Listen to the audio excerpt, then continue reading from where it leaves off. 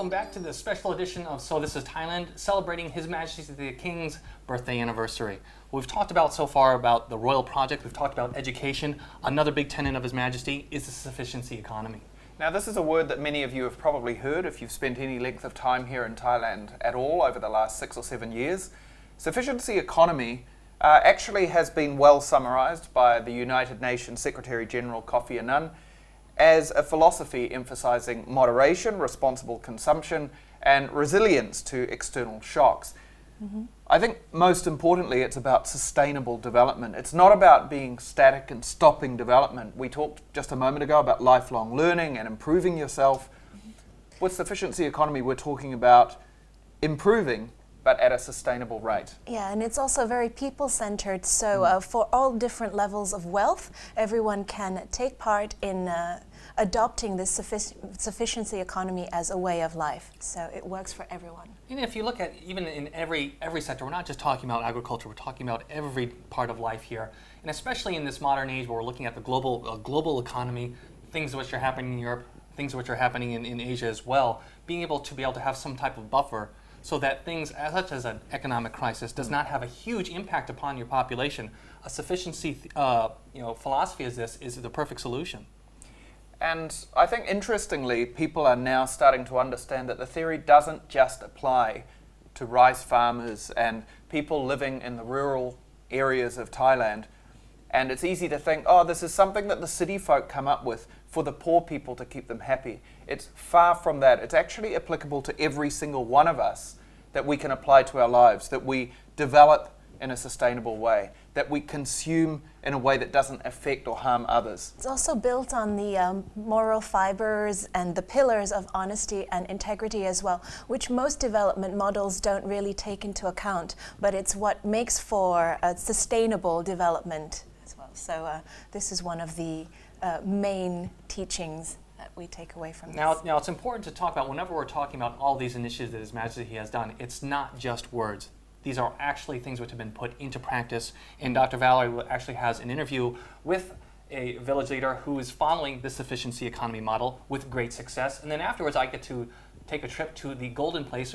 Those of you who know about or have visited, it's actually where much of the produce from the His Majesty the King's projects actually gets sold.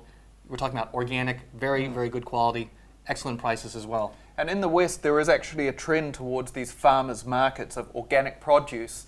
And it's interesting to see that actually in Thailand, we're a few years ahead, rather than as a developing country a few years behind, in actually introducing this trend so that people can get organic crops. It's very interesting to see as well, because I like to cook, that a lot of the products that end up in the Golden Place or that come from the royal projects are really, really new. I remember the courgettes, saw them for the first time there, and things that His Majesty introduces like butternut squash and cos lettuce that's becoming very, very common now. But smoked trout? Smoked trout, yes, but was very, very new and novel back in the day when they were first introduced. So let's go and take a look.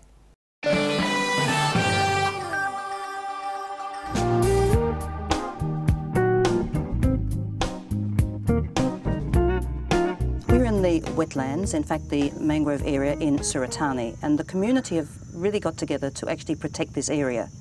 We thought we'd actually ask the head of the community, Kun Prasert, welcome to Morning Talk again, also to Kun Jed and Kun Jad, who are guides for the tourists coming through and also are in fact involved with the whole project. I guess the first question is, how did you get the community involved? That's always a very difficult area. How did you get the community involved? We have our leader of our community have to going to make some meeting in small village and talk with the people come here. So we get some activity about conservation our resource, and then they have agreed and they like to make activity from their home and our area. But why do they have to do it? It's not near their home. Why? Because they have thinking is our resource is very important for them and for every people in Thailand.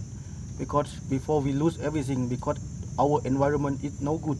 Our area is a lot of the chemical poison from plant farm and the garden, because that time people have not knowledge, and the effect from the chemical make our resort is lose, and our people is no money, no food.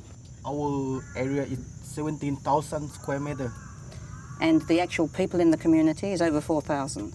Yes, 4,500 people in our area. You said before they protected this, it was a big problem because they couldn't have their food, they couldn't have any income. Why did it change that? Why? Because big problem they get from the experience from environment is loose, no food, no money get to our children go to school and buy some food. How do you get money now from this area? How we get money now from our resort is perfect small. But how do they get money? They make occupation of fisherman, but used to not used in legal too. So that before it was illegal, now it's legal? Yeah, it's legal now, and our resort is perfect. Everything is come. Yes? Yes. And all the community are happy? Yeah, happy, very happy. Well, our people is promised. They are promised. They need to save and conservation our resource. You have many people coming here from overseas? Yes, we have from Australia, Scandinavia, and some students from another university from Scandinavia, example CSN University from Netherlands, from America. How much money has the government given you? Our government support sometime. We have support from 300,000 baht on 1 year. That was from the Suratani government. Yes. What about the head government in Bangkok? Because we have when we work activity conservation already, we have payment, and Bangkok government is no. They come here talk with us how we do, and how we have activity. What was Kun Prasert doing before he was involved in this project? He's a farmer. Really? Yeah. And now No head more of the people. community? Yeah. Why did you have the vision? Why did he have the vision? He talked with me because he born here. And He born here. He want to make the area is perfect resource. And what about Kunjet? He's a volunteer, Yes? fisherman volunteer. So do you still fish? Yes? Yes. Now you get big fish. Yes. I think the important thing to note is that this doesn't mean that this is now a commercial area for fishery or it's a commercial area for other areas. It's actually what His Majesty the King says, which is a self-sufficiency economy. These people here actually have enough fish to eat themselves. They certainly could sell a few perhaps, but the reality is that they can have a very high quality life. So I think that what is happening here in Suratani, in the wetlands, could be a very, very good example, not only for in Thailand but around the world. Gentlemen, thank you for joining us. Khop khun kha. Khop khun kha.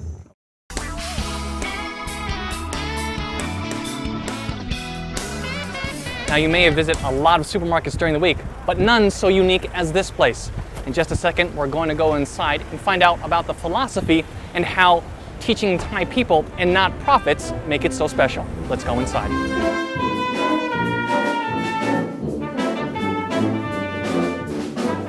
If you ask any businessman, what do you do to maximize profits? They'll tell you buy low and sell high. His Majesty the King, though, in his love for the Thai people, measures profit in a different way, providing a self-sustaining and self-improving model that benefits everyone are just some motivations our great king demonstrates. Here at Golden Place, it looks like your average supermarket, but in fact there are so many unique things about this marketplace. Maybe you can tell us about first the concept. Where did this idea come from? The idea of Golden Place. Firstly, the name Golden Place. come from our His Majesty the King. He gave this name for us about 5 years ago at the end of the year of 2000, and we start about 1st February of 2001. First golden place under the Suvarnachart Company Limited, and the concept of the golden place is the place for providing international standard of products, not only fresh or dry, grocery or beverage. It should have the international standard, food for consumer.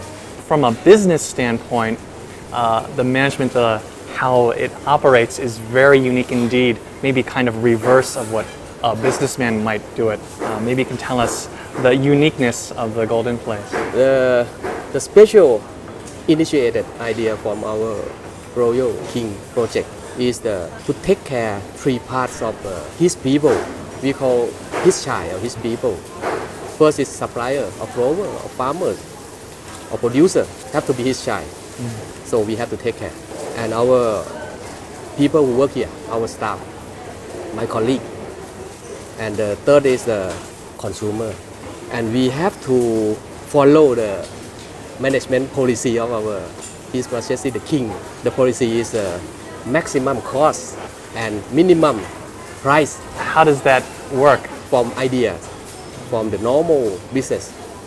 Because maximum cost that we have to create in our management is to give the highest price to the producer, to the farmer, to the contractor, to the supplier, to keep them very happy after work very hard. And after consumer came here to select the products here, he will be very happy in 2 items. First is the quality, because we have international standard to check every day. And the second, happy will come from the price, reasonable price. So that's why we have to follow the concept of maximum cost to the to the supplier and the minimum price to the consumer. Row after row of healthy products and produce grown throughout Thailand are proudly displayed with the seals of quality that guarantee a successful and satisfying shopping experience. Well, you can see after shopping around for only a few minutes, I was able to find a lot of high quality produce at the best prices. Not to mention the fact that all the producers have their profits maximized as well.